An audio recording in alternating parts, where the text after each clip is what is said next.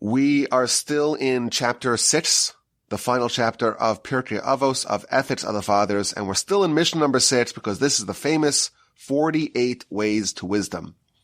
If the wisest humans that have graced the planet have organized for us 48 different ways to wisdom, it's good advice for us to hearken and listen very carefully to what they have to say.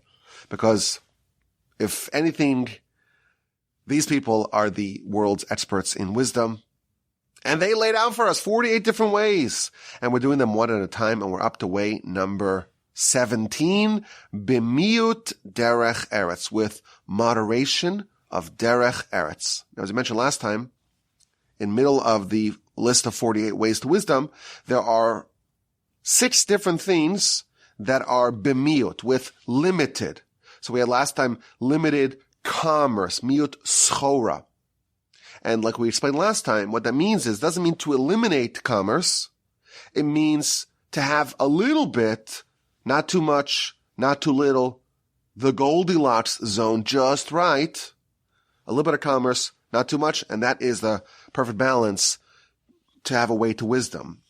Similarly, in way number 17, the one we're up to right now, limited derech eretz, not too much, and not too little.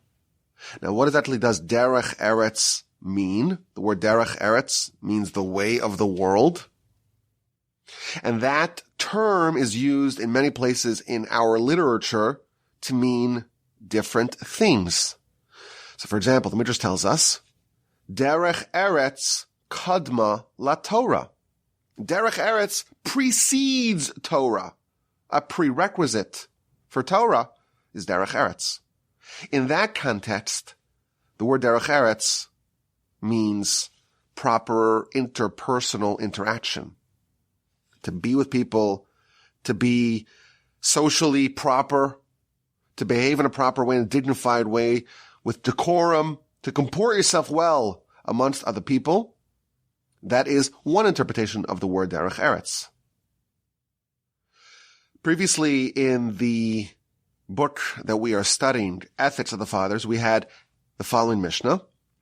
Yafet Torah im derech eretz. It is nice, it is good to have Torah together with derech eretz. And in that context, derech eretz means a livelihood. It's good to have a mix, Torah study, but also the way of the world. Have a job, have an occupation, have a profession. Why? Continues the Mishnah. Sheyedias shneim mishtachas avon. Because when you toil in both of them, you're toiling in Torah, and you're toiling in your job, in your business, in your occupation. When you do that, you forget to sin. So we have another definition of derech eretz. It means to make a livelihood. Finally, we have a third definition of derech eretz, and that is marital intimacy. So, for example, we just had Pesach. In the Haggadah, it talks about perishus derech eretz. One of the torments that the Egyptians foisted upon the Jews was that they demanded abstinence from derech eretz, which in that context, it means a marital intimacy. So that perhaps is a third definition of this word, derech eretz. And it's interesting, if you look at the commentaries on this particular Mishnah, you see commentaries taking each one of these 3 definitions and explaining why that would be a prerequisite for wisdom, why this is a way to wisdom, to have limited moderation, not too much, not too little, of either one of these 3 things. A, interpersonal relationships, how you behave with people, how you interact as a member of a community or of a society. Number 1. Number 2, making a livelihood. Number 3, marital intimacy. Let us go through them one at a time. So the first definition that we have of derech eretz is how you behave with other people, how you interact with other people. And we're told that a way to wisdom is bimiut derech eretz, with limited interaction with other people, with a moderate amount of interaction with other people, not too much, not too little.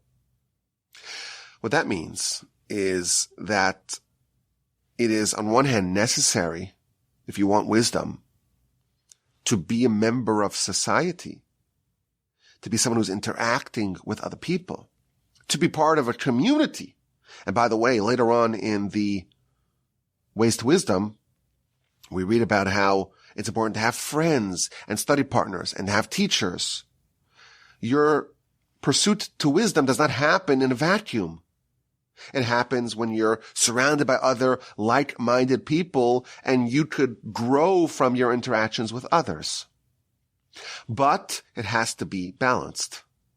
And too much of it, if you're too much of a social animal, as it's called, well, then you're going to be handicapped in your pursuit of wisdom. And this is an interesting dilemma that people have to decide in their lives. And how much are they going to live as individuals and focus on what makes them unique, and to be alone with their own thoughts and their own ideas and their own pursuits, versus how much are they going to just join the flow, go with the flow, be a member of a society, be a member of a community, and just do what everyone else does and kind of limit their role as an individual. And here we're reading that there has to be a balance. A little bit of derech eretz, a little bit of identifying as everyone else that's around you. Of course, it's imperative to choose a good environment, but not too much. You also cannot forget that you are an individual. And thus, if you're going to pursue wisdom, it's not going to be identical to the wisdom of everyone else. If you just mimic what everyone else does, if you just toe the line and go with what everyone else says and thinks, if you're not a contrarian at all in any way, well, then what really are you contributing? Is this your wisdom, or are you just puppeting over what someone else trained you to say or what society trained you to say? And there is the need for balance. My grandfather, of blessed memory, used to emphasize this idea with his students, the imperative of developing your own individuality. And it's a little bit of a scary thing. It's much more comfortable to be part of a society. Everyone craves that. We want acceptance. We want a sense of belonging. We want to be told what to do. We want to be validated by the people around us. And that's why movements are so powerful. Because it lets a person kind of remove their responsibility for their life. They kind of outsource that. And like we said, that's good to a certain extent. But if that's all you are, well, then you're leaving a lot on the table. So my grandfather, blessed memory, used to send his students to solitude. Go for a 20-minute walk. This is, of course, before cell phones and podcasts. Go for a 20-minute walk and, just walk by yourself with your thoughts. And for someone who's not trained in that, that's a terrifying endeavor. Just me and my thoughts. I'm spending time with this terrifying person who's also just me. And my grandfather once sent a student, go on a walk. The yeshiva was located in a rural part of the country. Go take a walk. It's safe. And a few minutes later, the student comes back and he's all bewildered. He's all terrified. What happened? Were you attacked by a scorpion? Were there some stray dogs? Did you meet someone? Why are you so... No. So we're having, yes, you actually did meet someone. And it's terrifying. You met yourself. And if you've never had that experience to meet yourself, to be with yourself, to be with your own thoughts, you're always with other people. From the day you're a young person, you have your family and you have your siblings and you have your fellow classmates. You're always around other people. You got your roommates. At the dinner table, there's always someone there. And if you ever have an open moment, you could read something. When are you ever with yourself? And when you are with yourself, it can be quite terrifying because you're meeting someone new. And this is why it's so uncomfortable. Not just because it's foreign, but because it's highly productive, very powerful. And we know the Yetzer Hara makes everything that can potentially be very beneficial for us, he makes it something that's a high bar to reach. He presents blockades. So if spending time with yourself is so productive, which it is, definitionally, we know it's going to be very difficult. There are going to be inhibitions. There are going to be hurdles that we have to overcome to do that. It's almost like a mathematical rule. To the degree of the benefit of the spiritual and personal development benefit of a given activity, that is commensurate with its difficulty. So spending time with yourself is very difficult, but very beneficial. Way back in chapter 3 of Pirkei Avos, we studied this together in 2019, which is hard to believe it's already 4 years ago. So I'll just jog your memory. The Mishnah tells us, if someone is up alone at night, or if someone is walking on a path by themselves, and they just think about inconsequential thoughts, they're not thinking about anything valuable, someone like that is liable with their lives. That's what the Mishnah tells us. If you're up at night, if you're walking by yourself, and you're not thinking about anything productive, it's a crime that's essentially a capital crime. Not in those words, but it means you're guilty with your life. And my grandfather, blessed memory, when he interpreted this Mishnah, he said that there's something really powerful about a moment of solitude. If you're up at night and it's quiet and no one's around, if you're walking along a path by yourself, that is a golden opportunity. It's an opportune time to make a quantum leap in your personal development. And if you squander it, you think about nonsense, you don't use it productively, then there's an opportunity to effectuate massive change in your life that you just ignored, you squandered. And that's really a crime in the words of the Mishnah, obviously to emphasize the point. It's a crime that's like equivalent to a capital crime, because you could have changed everything about your life, and you didn't. If no one's around, you don't hear any voices, you're not worried about what other people are going to say, that's an opportunity to spend time with the person that's most important for you in your life, i.e. yourself. And when you have that opportunity, it's imperative that you utilize it correctly. And by nature, we're social beings. And that has to be balanced with a bit of solitude. My grandfather, a blessed memory, used to say, healthy people, even though, of course, we like to be around others, but healthy people also have a slight draw to solitude, because that can enrich your life in ways that being around other people cannot. You want to build an internal life, not just a superficial external life. How do you do that? You got to build. Well, when do you build internally? When you are alone. You cannot build your own personal, spiritual universe from the community. Yes, you could get some guardrails, some basic framework. The scaffolding of a good life can be built with help of others.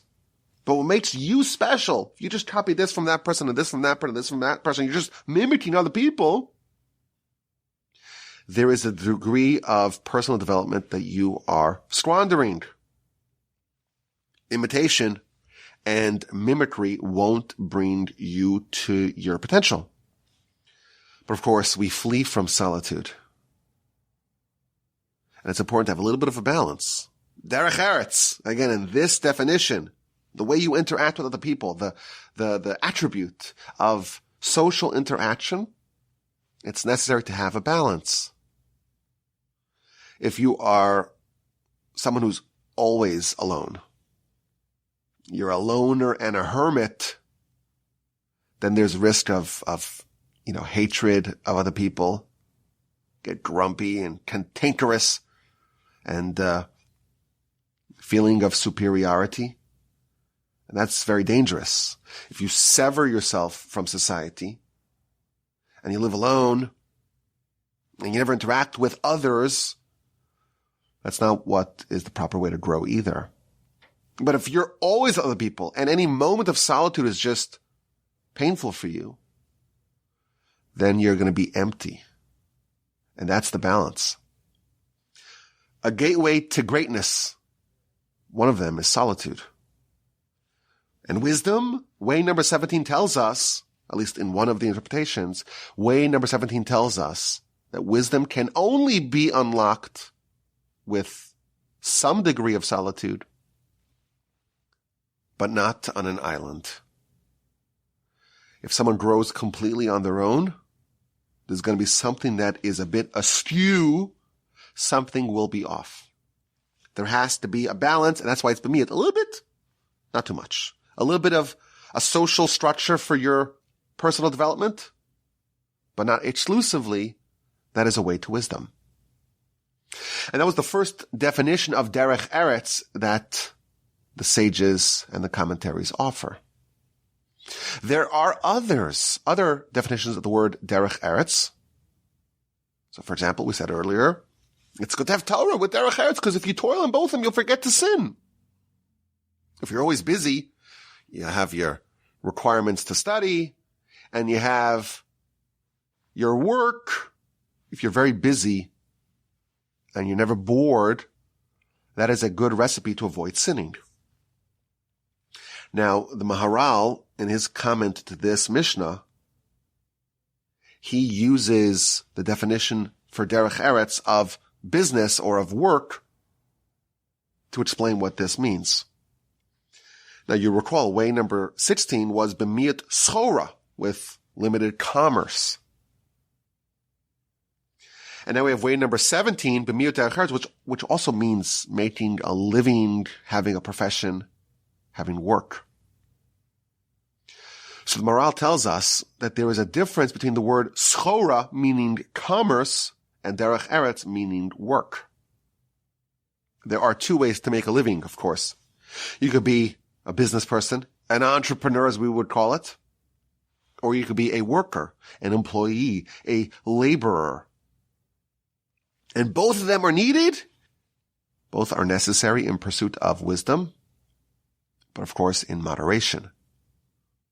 What does it mean to be a business person? It means to be able to take risk and to be creative and to do something novel.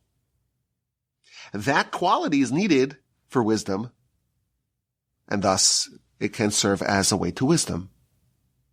But if someone is a worker, a laborer, getting a paycheck, doing something with their body, doing something with their time, that too is necessary for wisdom. I always think about, the people who don't do any work in their house, can't change a light bulb, can't fix anything, doesn't know what an Allen wrench is. So I always try to do stuff around the house.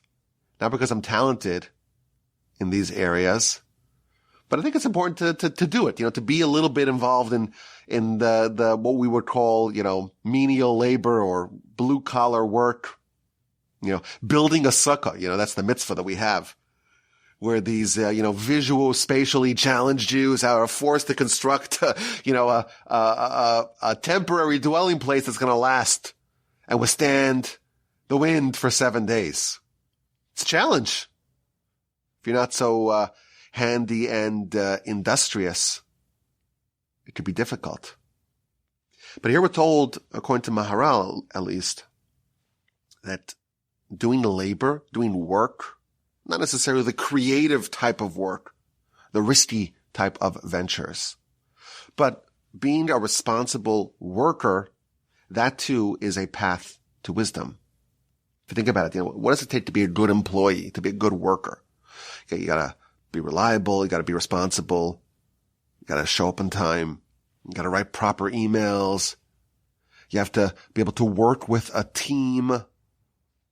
Those are kind of the soft skills that are needed to be a good employee today. If you think about it, to a certain degree, those are needed as well for wisdom.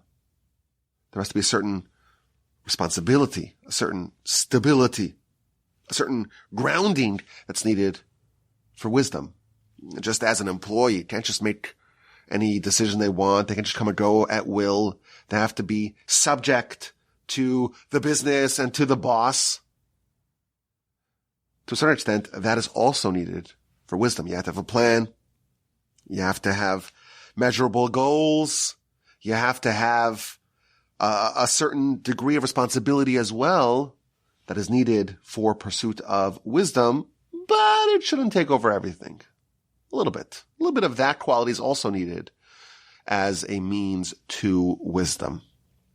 Now, the most common definition offered by the commentaries as to what the words derech eretz mean is that it's marital intimacy. Miut derech eretz means a little bit of marital intimacy, of intercourse, a little bit, but not too much. Now, there is an idea that's very well established in our literature that too much of this carnal pleasure is actually quite harmful.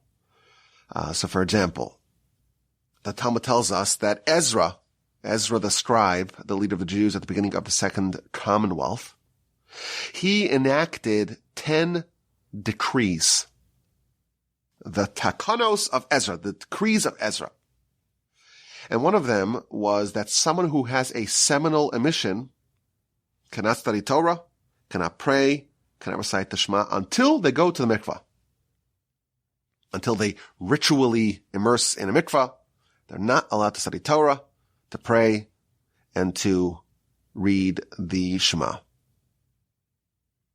So of course that would mean that if someone is very busy in their bedroom life, they're always going to be going to the mikvah because he can't daven, he can't pray, he can't study, he can't even recite the Shema, which we have to say twice a day before you immerse.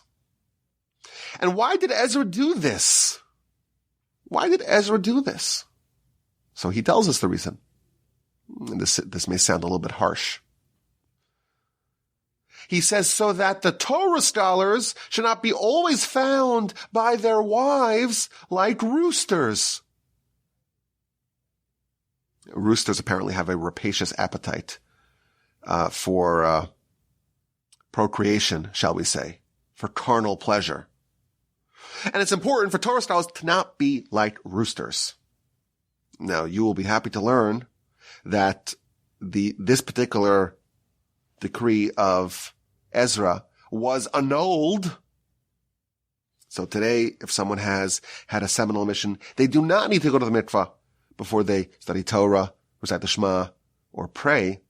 But the principle that we see that Ezra is trying to say, this is something which should be limited, that is conveyed.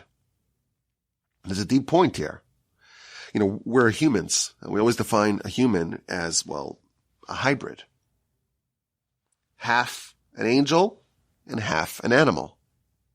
We have the instincts of animals, and we can descend to the spiritual lows of animals.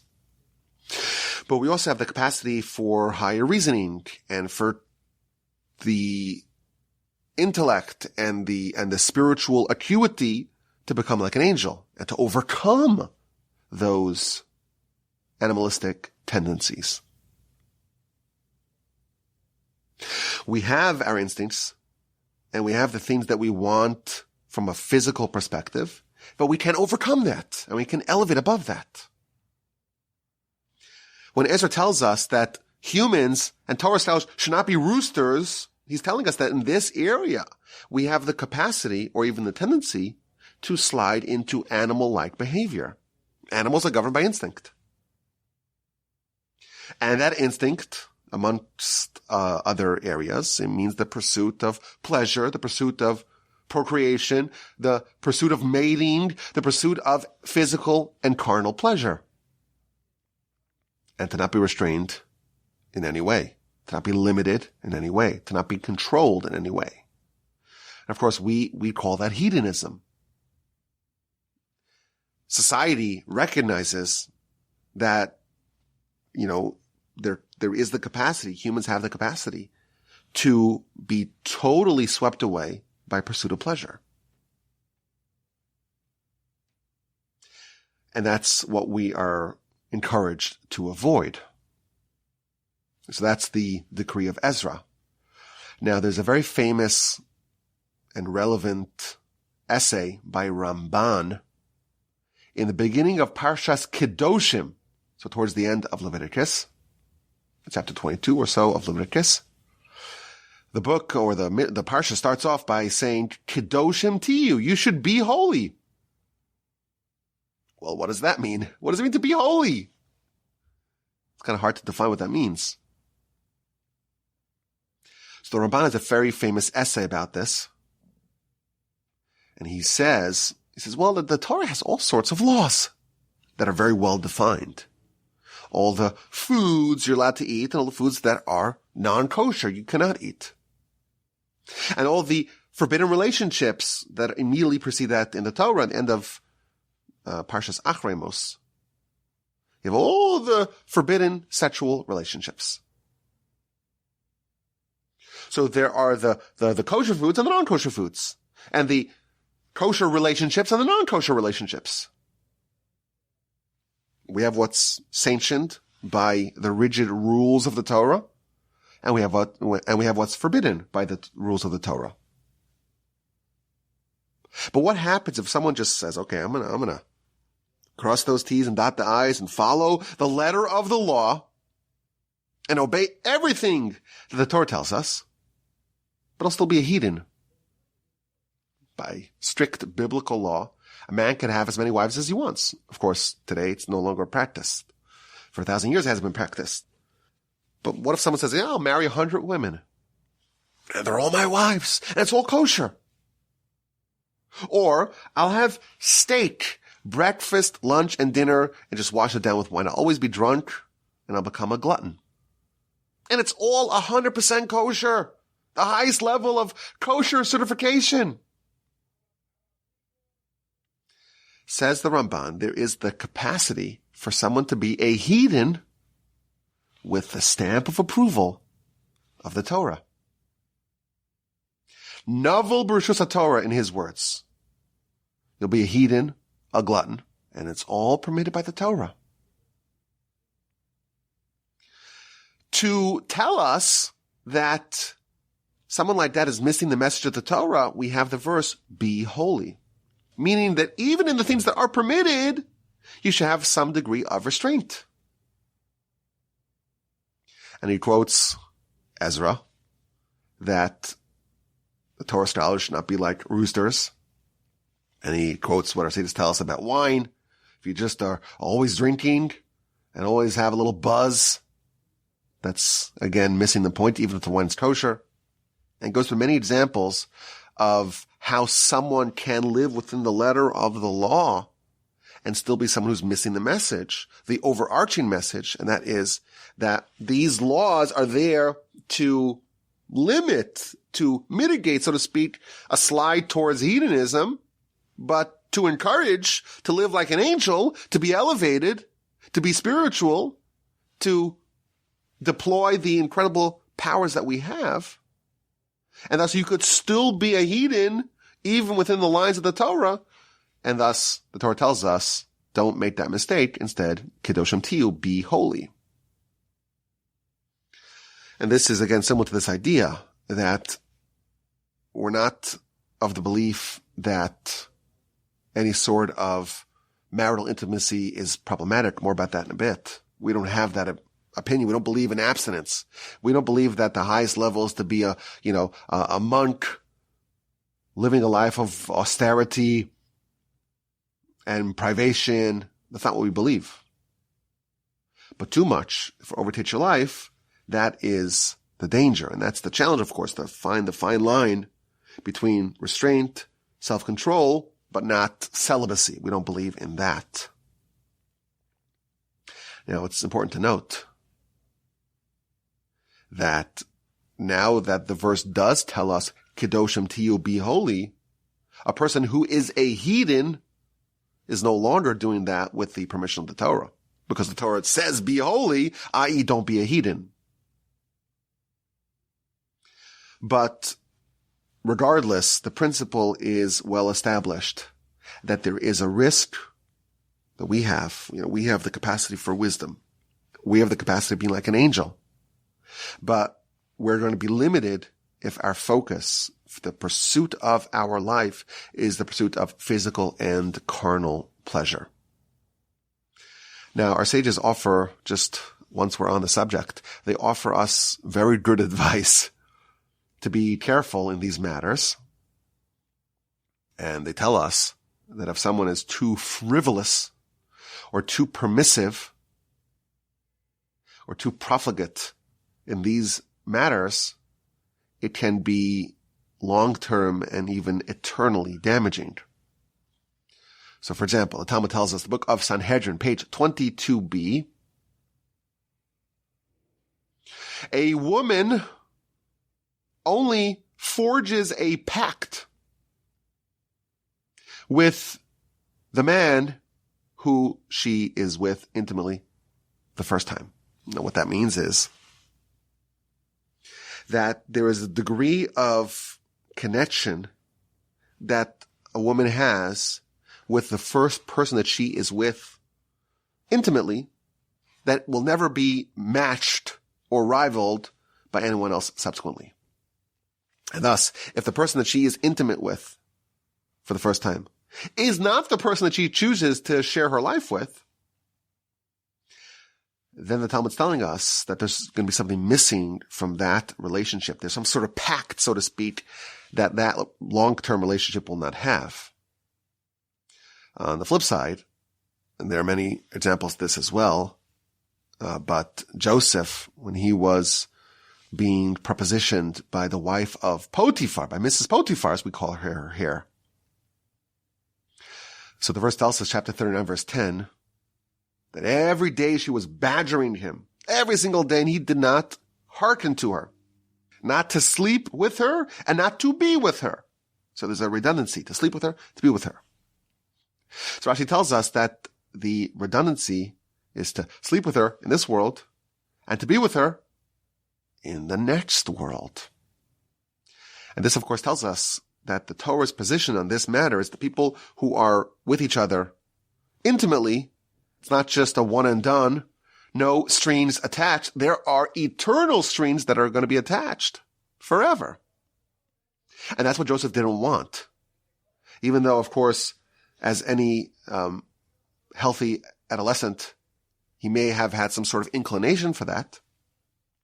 But his higher reasoning told him, Joseph obviously knew this, that this would have long-term consequences, eternal consequences, and Olam Haba, he'll forever be associated with this woman.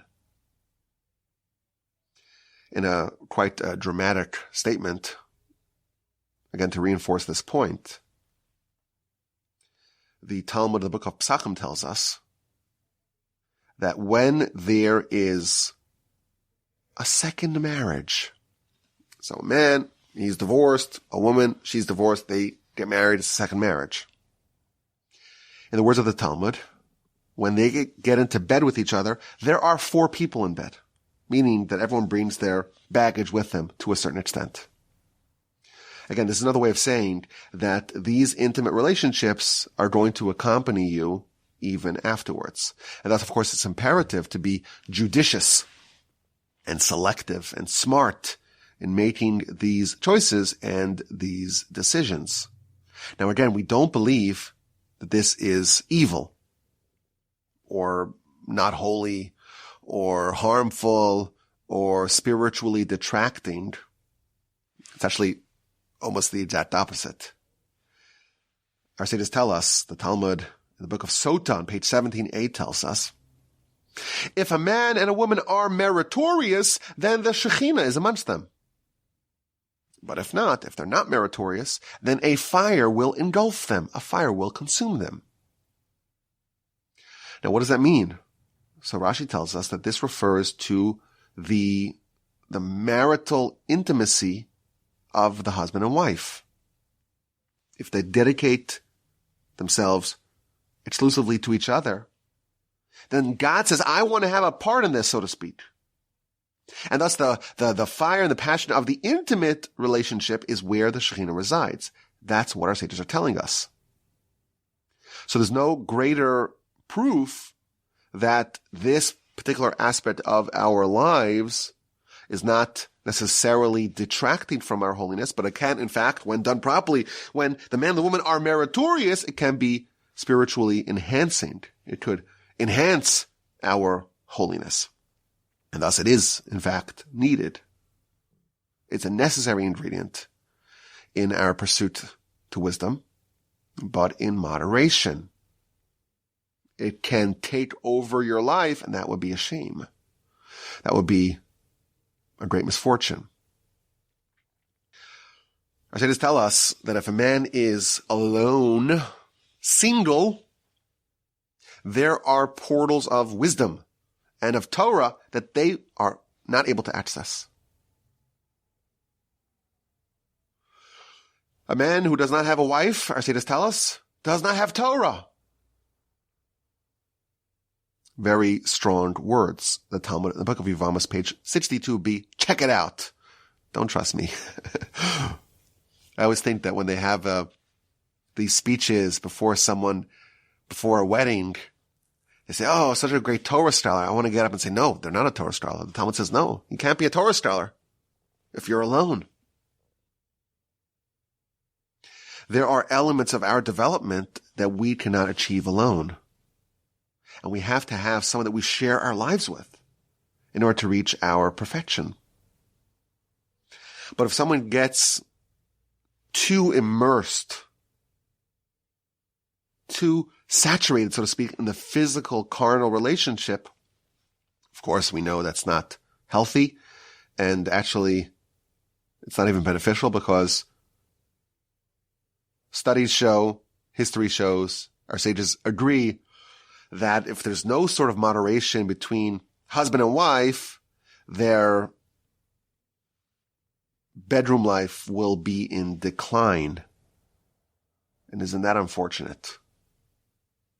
Of course, we have the laws of Nida that help keep the physical relationship fresh. The Talmud, in fact, even says that. Why do we have the laws of Nida? Why do we have these laws that tell husband and wife they must separate for a week or two out of the month? Why? Because otherwise they grow sick of each other. And then you have this period where there's this withdrawal, and suddenly everyone's as excited as they were on their honeymoon.